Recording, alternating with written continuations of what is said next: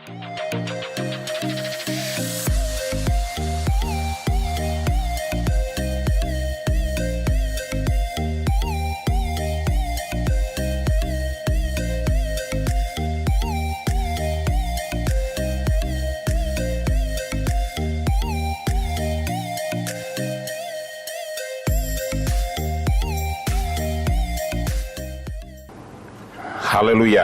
salam sejahtera di dalam kasih Tuhan kita Yesus Kristus.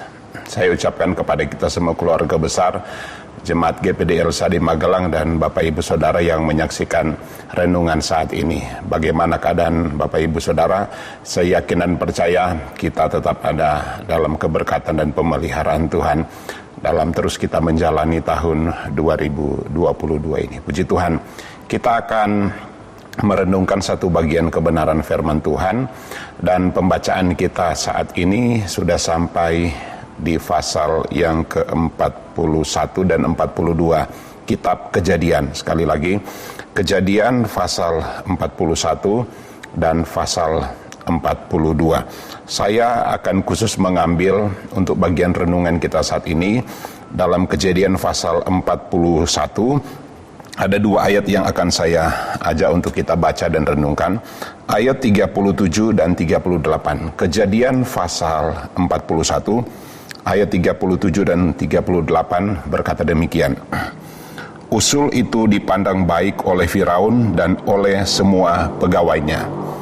Lalu berkatalah Firaun kepada para pegawainya, mungkinkah kita mendapat orang seperti ini, seorang yang penuh dengan Roh Allah. Puji Tuhan. Dari kedua ayat yang kita baca itu merupakan rangkaian dari cerita panjang dari seorang tokoh yang bernama Yusuf. Cerita ini sebenarnya tidak bisa kita pisahkan, sebab ini salah satu rangkaian dan cerita panjang dalam kitab Kejadian, khususnya mulai pasal 37 bahkan sampai akhir kitab Kejadian ini pasal 50. Ini satu rangkaian cerita yang luar biasa. Tetapi seperti ayat yang saya sudah baca, itu adalah bagian atau rangkaian perjalanan yang sudah dialami oleh Yusuf. Kita tahu cerita Yusuf seperti apa. Renungan saat ini saya beri judul Masa Sukar.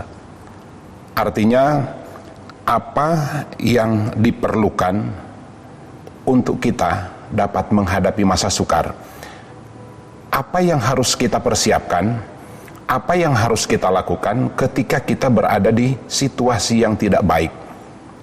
Ada jawaban yang luar biasa ketika kita belajar dari Kejadian pasal 37 ini sampai Kejadian pasal 50, khususnya dari seorang yang bernama Yusuf anak Yakub ini. Ada satu rangkaian perjalanan yang luar biasa. Sekali lagi, masa sukar, krisis, menghadapi hari-hari yang tidak baik, itu sudah dialami oleh Yusuf. Dan ada hal yang luar biasa. Dari semua yang dihadapi oleh Yusuf sudah menjadi orang yang termasuk orang yang dipakai Tuhan dengan hikmat yang luar biasa. Sehingga di masa sukar, dia dapat menjadi orang yang luar biasa. Krisis atau masalah, masa sukar ini memang sudah menjadi bagian dari perjalanan hidup kita. Bahkan ada satu kesempatan, firman Tuhan berkata 2 Timotius 3, akan datang masa yang sukar. Artinya begini, sesukar-sukarnya masa ini, masih ada kesukaran yang lebih besar lagi yang menunggu kita. Nah, mari kita belajar sehingga ketika kita menghadapi masa sukar, kira-kira langkah-langkah yang diambil oleh Yusuf, bahkan pengalaman yang dialami oleh Yusuf yang sudah dirancang oleh Tuhan, itu juga dapat menjadi bagian kita. Kita bergumul hari-hari ini masih dengan situasi yang belum baik, ya, masa pandemi COVID-19, tapi puji Tuhan, Tuhan menolong kita semua sehingga kita ada. Ya, hidup kita manusia memang harus mengalami hal-hal seperti ini. Kadang susah, kadang senang, kadang baik, kadang tidak baik. Seperti pengkhotbah pasal 3 berkata, pengkhotbah di dalam kitab pengkhotbah berkata bahwa untuk segala sesuatu itu ada waktu untuk sehat, ada waktu untuk sakit dan lain sebagainya. Dalam kitab Pengkhotbah sudah diuraikan. Kalau situasi dan keadaannya baik, aman dan nyaman, hampir semua orang mudah untuk menghadapi dan menjalaninya. Tetapi sebaliknya, kalau masa sukar, sulit, krisis terjadi, belum tentu semua orang siap, belum tentu semua orang mampu, dan kayaknya semua orang tidak suka dengan keadaan dan situasi seperti itu. Tapi mari kita melihat, sekali lagi belajar dari pengalaman Yusuf. Masa sukar ini sekali lagi tidak bisa kita hindari. Kalau sekarang kita ada dalam keadaan baik, puji Tuhan. Tetapi mari kita bersiap untuk menghadapi masa sukar. Sebab masa sukar itu pasti akan kita alami. Tidak perlu kita undang. Tidak perlu kita minta kesukaran itu. Tetapi pasti itu akan kita alami. Yusuf pun tentu tidak pernah mengharapkan hal itu terjadi, tetapi itu kenyataan dia harus menghadapi masa sukar itu. Tetapi mari kita lihat pelajaran yang sangat berharga. Saya mencatat ada beberapa poin penting ketika Yusuf menghadapi krisis, ketika Yusuf ada di masa yang sukar. Mari kita belajar dari pengalaman Yusuf ini. Poin yang pertama yang saya catat adalah masa sukar atau krisis atau menghadapi masa yang sulit. Janganlah kita hanya memandang itu dari sisi negatifnya saja, sisi buruknya. Jadi dengan kata lain, krisis itu jangan hanya kita pandang dari sisi negatifnya saja. Sebab, nah ini yang penting, masa sukar atau krisis itu dapat dipakai Tuhan untuk menyatakan janjinya kepada kita. Contohnya Yusuf. Kadang kita melihat bahwa krisis itu suatu hal yang mungkin mengancam kita, keluarga kita, pribadi kita, karir kita, pekerjaan kita, ekonomi, dan lain sebagainya. Merupakan ancaman. Krisis itu kadang-kala kita melihat bahwa itu hal yang menyusahkan kita. Bahkan mungkin krisis bagi kita itu ada yang memandang akan menghancurkan hidup saya, segala-galanya yang ada pada saya. Tapi dari cerita Yusuf ini sekali lagi, tidak selalu krisis itu adalah hal yang mengancam, bahkan menghancurkan kita, membinasakan kita mungkin.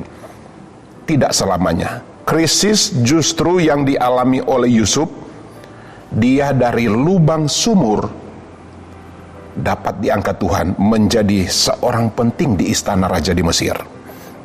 Krisis justru membawa seorang narapidana, kita tahu perjalanan Yusuf, menjadi orang nomor 2 di Mesir.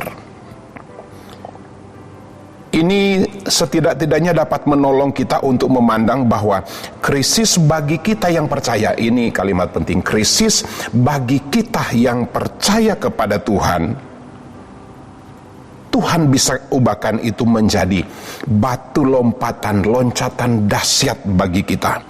Krisis sekali lagi, hasilnya tidak selalu negatif. Memang orang selalu memandang masalah itu dari sisi buruknya, tetapi tidak selalu hasilnya negatif. Tidak selamanya krisis itu menghasilkan hal yang buruk, menghancurkan, gagal, dan lain sebagainya. Kalau Tuhan menyertai kita dan kita tetap percaya kepada Tuhan, Tuhan bisa mengubah krisis itu menjadi berkat. Amin. Dan hari-hari ini Tuhan membuktikannya bagi kita, bagi saya pribadi. Poin yang kedua, pelajaran yang dapat kita ambil. Di masa sukar, di saat-saat krisis terjadi, masalah dan persoalan terjadi, justru Tuhan memakai Yusuf menjadi orang yang dapat membuat perubahan besar. Artinya, kalau Yusuf dipakai oleh Tuhan dan dia menjadi orang yang dapat membuat perubahan yang besar, demikian juga kita. Kita menyembah Tuhan yang sama seperti yang disembah oleh Yusuf. Ada istilah yang saya pernah baca dan dengar, crisis solver atau problem solver. Apa artinya itu? Kemampuan untuk menyelesaikan masalah dan kita mampu mengambil keputusan dan dapat memberi solusi. Jadi itu harus ada di tengah-tengah masalah justru.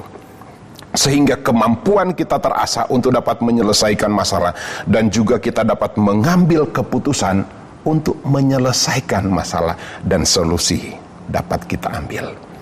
Itu sebabnya kita harus tetap berpikirlah logis, berpikirlah yang sistematis, sekalipun kita menghadapi krisis yang berat. Kita tahu cerita Yusuf, dia dijual oleh saudara-saudaranya kepada orang Midian, menjadi budak di rumah Potifar, difitnah menjadi narapidana. Kira-kira ada 13 tahun lamanya Yusuf hidup dalam kesengsaraan. Ini sebuah krisis, ini sebuah masa sulit, masa yang berat untuk dijalani. Tapi Allah izinkan itu supaya Yusuf dapat memberi jawaban atas semua krisis yang terjadi. Sebab bukan hanya krisis Yusuf yang mengalami krisis, pada kenyataannya semua orang yang ada saat itu, termasuk orang-orang yang saudara-saudaranya, orang tuanya, orang yang ada di Mesir sekalipun mereka yang kaya raya menghadapi krisis yang sama. Yusuf dipakai Tuhan untuk dapat menyelesaikan masalah. Kalau Yusuf dipakai Tuhan, yakinlah kita, saudara, bapak, ibu, saya, kita semua akan dipakai oleh Tuhan. Poin yang ketiga, krisis jangan sampai membuat kita kehilangan visi. Ada orang yang berpikir ketika terjadi masalah maka selesai semua, tidak bisa berbuat apa-apa. Jangan kehilangan visi. Yusuf dibenci, dijual, jadi budak, difitnah, dipenjara, menjadi seorang narapidana. Itu hal-hal yang kita sudah tahu semua. Tetapi hal itu bukan menjadi penghalang bagi Yusuf untuk dapat meraih visi, mimpinya. Kita ingat Kejadian pasal 37 dimulai dengan cerita Yusuf bermimpi. Ada berkas-berkas gandum yang datang, sujud di berkas gandumnya Yusuf. Mimpi yang kedua ada matahari, bulan, dan ke-11 bintang datang sujud kepada Yusuf. Tetapi tidak serta-merta hal itu dialami oleh Yusuf. Yusuf melewati masa itu, ada masa yang sukar yang dialami. Tetapi hal itu, kesukaran itu tidak membuat Yusuf kehilangan masa depan. Amsal berkata, masa depan ada. Amsal 23:18, harapanmu tidak akan hilang, dan itu untuk kita yang percaya kepada Tuhan. Sebagai kesimpulannya untuk menghadapi masa krisis, tidak selamanya krisis itu buruk, negatif, menghancurkan. Kadangkala Tuhan pakai krisis itu supaya kita anak Tuhan bermanfaat. Amin. Yang kedua, masa sukar Tuhan akan pakai kita di tengah masa sukar supaya kita dapat menjadi dan mampu memberi solusi di tengah-tengah krisis, masalah, dan persoalan. Tuhan pakai kita. Ini kesempatan bagi kita masa-masa sukar yang kita alami. Yang ketiga, krisis atau masa sukar justru menjadi kesempatan bagi Yusuf merealisasikan mimpi-mimpinya. Menjadi kesempatan bagi kita supaya apa yang Tuhan taruh di hati kita, visi yang Tuhan taruh di hati kita, itu juga terrealisasi dan nyata. Itu sebabnya sikapi masa sukar dengan hikmat. Masa sukar bukan akan menghancurkan kita, tetapi justru di masa sukar Tuhan akan pakai kita untuk menjadi orang yang lebih bermanfaat lagi. Lihatlah masa sukar bahwa Tuhan tetap punya rencana yang indah dalam kehidupan kita. Tuhan Yesus memberkati kita semua. Mari kita berdoa. Tuhan, tolonglah kami, umat-Mu, keluarga besar Jemaat GPD El Shaddai Magelang, terus minum air kehidupan, yaitu firman-Mu. Kiranya air kehidupan dari-Mu menjadi mata air di dalam diri kami umat-Mu, yang terus-menerus memancar sampai kepada hidup yang kekal. Tuhan, tolong kami di dalam kami menjalani hari-hari ini, masa yang sukar, situasi yang tidak baik, krisis harus kami lewati. Tetapi kami yakin rencana Tuhan bagi kami itu tidak pernah gagal. Biar kami tetap terus percaya dan berharap kepada Tuhan. Tolonglah umat-umat-Mu mungkin hari-hari ini dalam pergumulan. Nyatakan bahwa Engkau Allah yang setia tetap ada bersama-sama dengan kami. Di dalam nama Yesus kami sudah berdoa mengucap syukur. Haleluya. Amin.